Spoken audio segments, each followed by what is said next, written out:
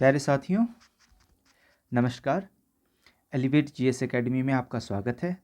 और हमारी जो डेली करंट अफेयर्स की क्लास चल रही है उसका आज 6 जनवरी है और 6 जनवरी से रिलेटेड जो भी महत्वपूर्ण खबरें हैं उसको लेकर मैं आपके सामने फिर से प्रस्तुत हो गया हूँ।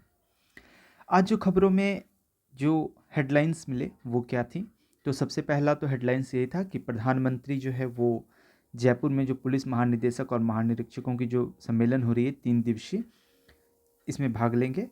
ये आप पहले ही मैंने आपको कल इस न्यूज़ के बारे में बता दिया था और आपको कहा था कि 3 दिन तक ये सम्मेलन चलेगा। सम्मेलन चलने के बाद जो बातें निकल कर आएगी सामने उस पर आपको ध्यान रखना है। दूसरा जो न्यूज़ है वो नेशनल स्टैटिक्स ऑफिस के बारे में है, NSO, राष्ट्रीय सांख्यिकी कार्यालय। इसने अभी कुछ बातें कही अर्थव्यवस्था को लेकर, तो उसको हम देखेंगे। तीसरा है भारत की विदेशी मुद्रा भंडार को लेकर के, ये भी इम्पॉर्टेंट न्यूज़ है, इस पर हम लोग बात करेंगे। इसके बाद प्रधानमंत्री जो है वो परीक्षा के पे चर्चा, ये कार्यक्रम उनका होता है हर महीने। इस पर जो है आप पंजीकरण करा सकते हैं अगर आपको इनके बारे में जानना है तो। और बाकी जो न्यूज़ है उस पर हम लोग एक एक करके बात करते हैं। देखिए, ये जो न्यूज़ है, जो प्रधानमंत्री हमारे जयपुर जा रहे हैं और पुलिस महानिदेशक और महानिरीक्षकों की जो अखिल भारतीय सम्मेलन हो रही है, ये जो शुरू हुआ है और इस सत्र में गृह मंत्री भी पहुंचे हुए हैं। तो आप इसको आपको कैसे देखना है? एक तो जब ये सम्मेलन हो जाएगा, है ना, तब कुछ बातें निकल कर आएंगी। सम्मेलन होने से पहले आप कुछ काम कर लें। कौन कौन सा काम कर लें? एक ना, आप ऐसे लिखें, ट्राई करें लिखने का। ऐसे क्या है? भारत में पुलिस सुधार। आप इस पर लिखें 1000 वर्ड।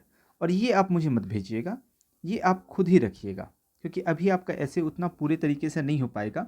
लेकिन आप जब तक कोशिश नहीं करेंगे, ट्राई नहीं करेंगे, तब तक आप सही रास्ते पर नहीं जाएंगे। तो एक आपका ये होमवर्क हो गया, भारत में पुलिस सुधार, इस पर आप ऐसे लिखें।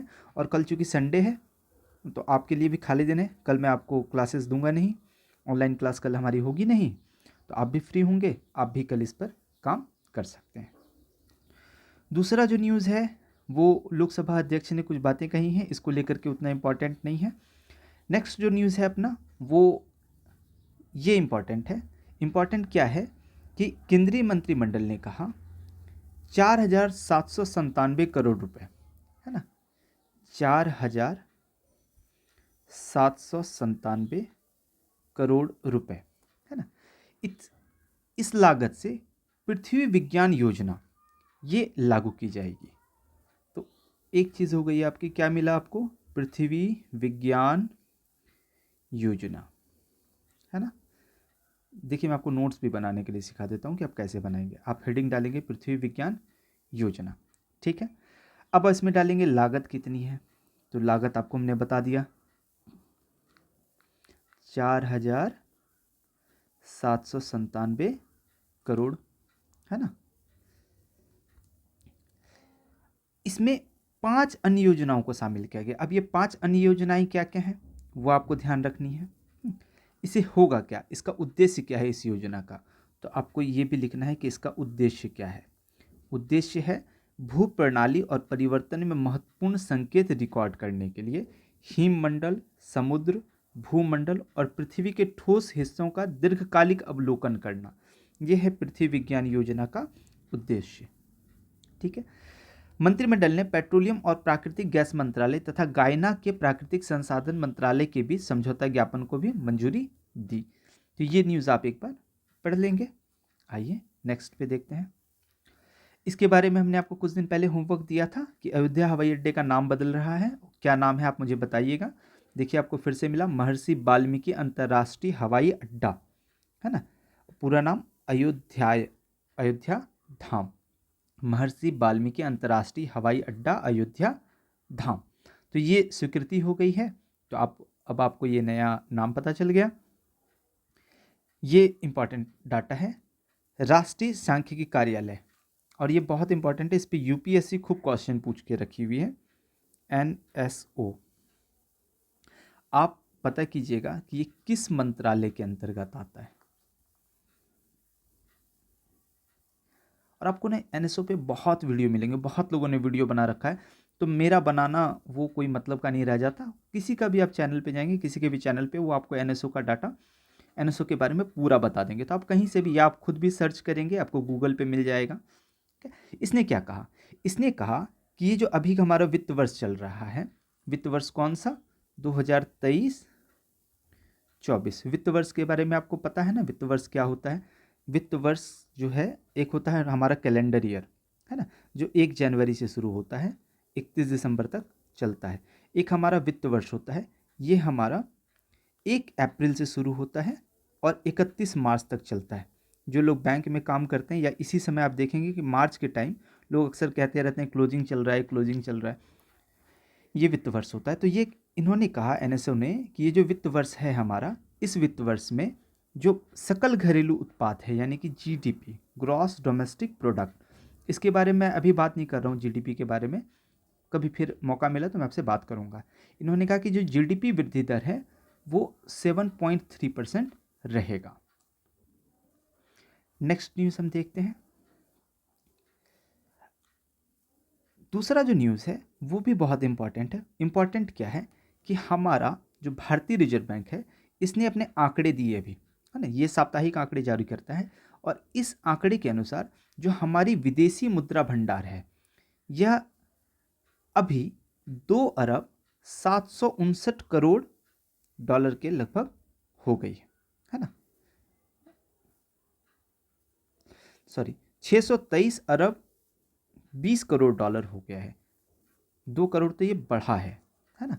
तो आप इसको 623 अरब डॉलर, ये आप ध्यान रखेंगे, 623, है ना, 2 × 3 6 ध्यान रह जाएगा, ये आप ध्यान रखेंगे।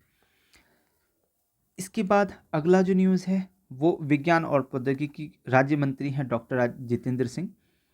इन्होंने कहा कि भारत जो है वो विश्व के विज्ञान और प्रौद्योगिकी के क्षेत्र में विकसित राष्ट्रों के समीप आ गया है। ऐसा उन्होंने क्यों कहा? आप देखिए कि विज्ञान और टेक्नोलॉजी में हम कितना डेवलप कर रहे हैं, राइट। अभी सितंबर में हमने एक मिशन लॉन्च किया था, आदित्य L1, है ना। अभी फिर रिसेंटली अभी आपने देखा इसरो ने एक एक्सपोसेट भेजा, है ना, ये देख रहे हैं। तो इस तरह का जो हमारा डेवलपमेंट, हमने मंगलयान भेजा, है ना, हमने चंद्रयान भेजा है ना। हम इस तरह देख रहे हैं कितना हम विकसित राष्ट्रों के कितने समीप आ गए हैं विज्ञान और प्रौद्योगिकी के क्षेत्र में। तो इसको लेकर के कल जो है, कल विज्ञान और प्रौद्योगिकी अनुसंधान विभाग की स्थापना दिवस थी, और इसके समारोह को वो संबोधित कर रहे थे। तो आपके लिए एक होमवर्क यहाँ भी फिर से, कि ये जो विभाग है विज्ञान और प्रौद्योगिकी, औद्योगिकी नहीं है, ये प्रौद्योगिकी है, विज्ञान एवं प्रौद्योगिकी अनुसंधान विभाग, आपको ये देखना है कि ये विभाग कब बना है और ये किस मंत्रालय के अंदर आता है, ये आप देख लीजिएगा। अगला जो न्यूज़ है हमारा वो देखते हैं, गतिशील पारिस्थितिकी तंत्र। क्या होता है गतिशील? गतिशील का मतलब हुआ कि जैसे आप चलना शुरू किए, राइट, कहीं पे रुक गए, तो ये आपकी गति रुक गई। अगर हम कहें गतिशील है, मतलब क्या हुआ कि आप चलना शुरू किए और चलते जा रहे हैं, चलते जा रहे हैं, चलते जा रहे हैं। तो भारत के सेंस में कह रहे हैं कि गतिशील पारिस्थितिकी तंत्र, मतलब हमारा जो पारिस्थितिकी तंत्र है ये गतिशील हो रहा है, इसके एक वैश्विक केंद्र के तौर पर भारत बढ़ रहा है। यानी कि ऐसा जो है, ये जो गतिशीलता है, ये भारत में, ये भारत उसके केंद्र में आ रहा है। और इस भूमिका के बारे में जानकारी उपलब्ध कराने के लिए फरवरी में 3